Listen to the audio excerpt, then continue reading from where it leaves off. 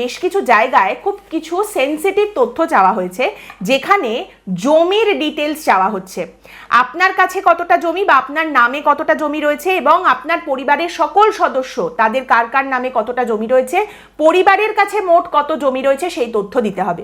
এবার শরিকি ঝামেলা যেখানে চলছে সেখানে কিভাবে এই হিসেবটা দেওয়া যাবে? শরিকি ঝামেলা, মামলা এগুলো চলছে, সেখানে হিসেব কি করে দেবেন আপনি?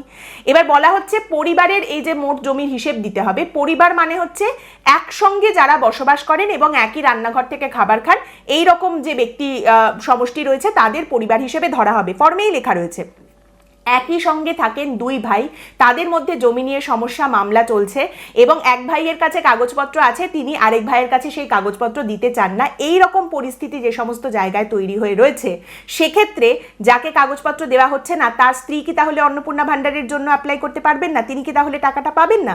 মানে সব জায়গায় তো একেবারে সুখী গৃহকোণের চিত্র সামনে উঠে আসবে বিষয়টা তা নয়। নাকি এখানে আবার বলবেন যে বাড়িতে যখন এতই ঝামেলা রয়েছে জমি নিয়ে, তখন টাকা নিয়ে লাভ নেই, বাড়িতে যখন জমি নিয়ে এত ঝামেলা অন্নপূর্ণা ভাণ্ডারের টাকা তোমাকে পেতে হবে না।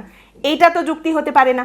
আবার ধরুন কোথাও বাবার 5 কাঠা জমি ছিল, এবার 5 ছেলে রয়েছে, 5 জন প্রত্যেকে 1 কাঠা করে জমি পাবেন, কিন্তু সেই ভাগাভাগি এখনো হয়নি, মামলা টামলা হয়তো চলছে।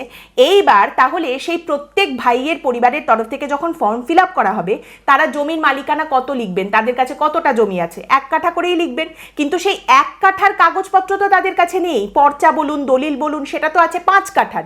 তাহলে সেই 5 কাঠার জমির সমস্ত কাগজপত্র দেওয়া হবে আর মালিকানা লেখা হবে 1 কাঠার। আবারও তাহলে তথ্য ভুলের জায়গাটা উঠে আসছে।